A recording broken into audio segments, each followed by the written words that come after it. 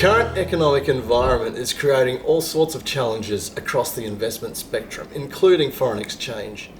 Nicolas Steiger from Flash FX is with me to share some insights into this matter. Welcome, Nicolas. Thank you for joining me. Thanks for having me. Now, the challenging economic environment has obviously had an effect on the Australian dollar. It's dropped in value quite recently. What sort of implications does that have for investors? Yeah, it's quite true that the Australian dollar to US dollars have dropped more than 10% this year. You have to look at it from a number of angles. Someone who might have an investment already overseas and shares, assets, a property, etc. Their overall asset base in Australian term has increased by 10%. Whereas someone who might be in Australia now and look to invest, moving overseas, etc., that change will severely affect, their ability to buy, assets overseas. So there's always sort of two sides to the story. So if you're a financial advisor, obviously this is one area that should be top of mind in order to help your clients through this situation. But traditionally, what have financial advisors done in terms of foreign exchange? To tell you the truth, what I've observed over recent years, not much. Financial advisors, financial planners usually just focus on an Australian market, Australian shares, Australian wealth, but the world has moved on, and your high net worth individuals, your investors, your consumers you're looking after, they live globally. They have family that travel overseas, family that have a university degree they're doing overseas, they invest overseas. So more and more we see that financial planners have to think from a global aspect. Yeah. I'm traveling, I'm looking to invest overseas, there's other markets, other opportunities. Historically speaking, they just kind of say, look, you go to your banker or someone else to help you, and they'll look after you. But this is not necessarily what happened in that sense.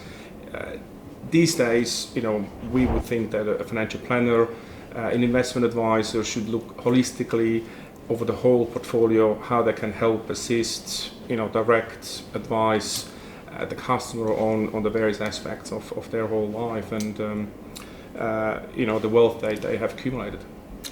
Now, you mentioned then that financial advisors traditionally have just gone to a bank, say for example, as an institution to manage this section of issue for their client, but that's not necessarily the most efficient way to do it, and it might actually be costing their clients a significant amount of money, isn't that right? Yeah, look, if you never really done an overseas transfer or you have a really good relationship with the bank, most banks in Australia, the big four banks, will charge you in excess of 5% in exchange rate fees, which unless you really look for it, you can't really see. That's how we charge you $10-20 in transaction fees, but that's just a minor aspect of how much saving or money they can lose in a transfer.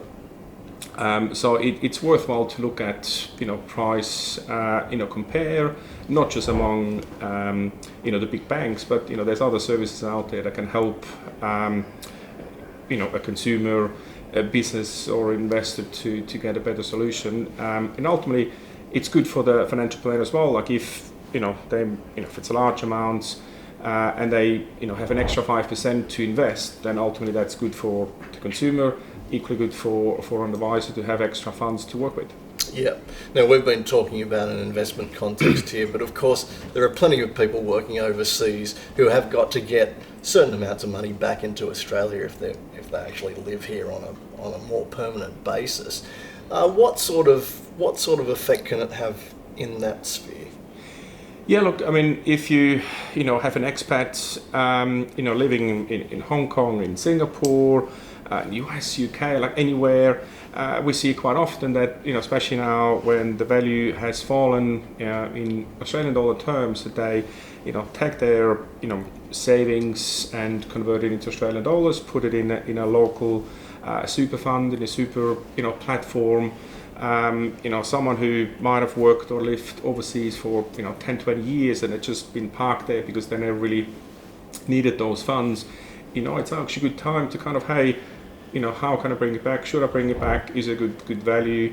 From a financial planning point of view, it's kind of, well, I get an extra funds that I can potentially work with, not just property, but, from an investment point of view, it's worthwhile having the conversation. And I think that's where we encourage with the financial planners we're working with, have the conversation, just expand, sort of the sphere that they are sort of focusing outside of just Australian dollars, outside of just, the investment funds they can touch, but, really look holistically, over a person and what they do. I think that's what we see from an outside world, what's happening.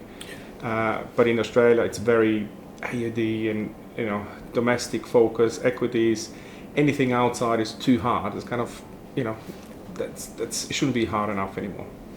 Now, you mentioned that Flash FX is working with financial advisors. What sort of solution do you have for them from a cost and revenue perspective where you can really help them out? Look, we see ourselves aligning with financial planning business, investment advisors to help an advisor, like if they have a question to come to us and kind of how can I solve it for the customer. If they want to work together with the customer to look at the best solution they can achieve. So we're not trying to take over a relationship for the customer or push it, which is we are a service provider to the financial planner, working with them, working with their clients, get an outcome that everyone is happy. I think that's sort of our focus. We have a platform where the customer can do it themselves directly without anyone involved, or the advisor can come to us and we sort of work on behalf of the customer in getting an outcome.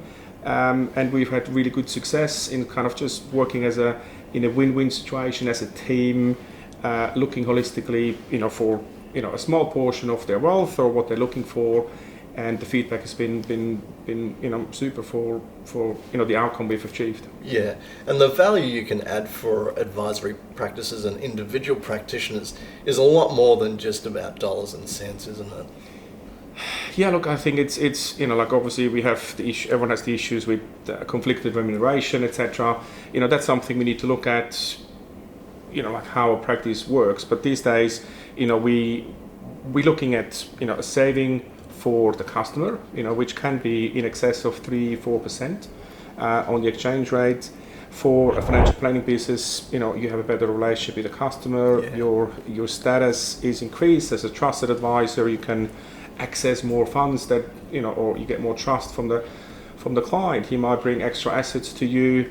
For us, yes, we have a financial benefit, but we sort of try to kind of, it's not just like we need to make extra revenue and extra flows, but it's kind of we need to first find a solution for the customer that he's happy, and then the financial planner will equally get an outcome, and the rest will work itself out.